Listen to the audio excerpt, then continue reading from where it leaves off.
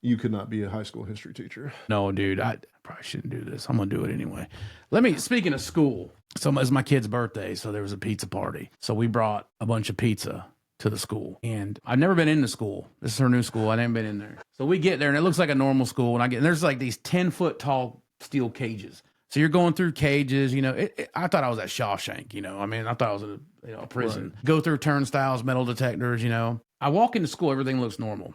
When the bell rang, it was lunchtime. These kids come out of these rooms. These kids come out wide. They were running. They were screaming. They were disrespectful. When I was in elementary school, we walked in a single file line to school or to the bathroom, to the auditorium, to wherever you were going. Gym, yeah. Yeah, you walked in line. And when I was in like kindergarten, we actually held hands. I mean, you wouldn't do that now with the COVID and all that, but you created a chain. It was just so organized. And now this was my kids in second grade, but this was the most disrespectful kids I'd ever seen in my life. Before you move on, does everybody realize what he just did? Back in my day, we walked. I'm old as dirt. He's older than me. So we go to the office. We have to stick our driver's license in these machines, and they scan you, and they do a background check, and they issue a badge, and you put it on, and blood sample, DNA, whatever, and then you go. We're carrying the pizzas in there, so there's like 7 different classrooms eating at the same time. So I knew this was going to be bad. We're feeding pizza to one group of kids. If I'd have known this, I'd have brought pizza for everybody. So this one little girl, she was in 3rd grade. She comes up and snags a piece of pizza.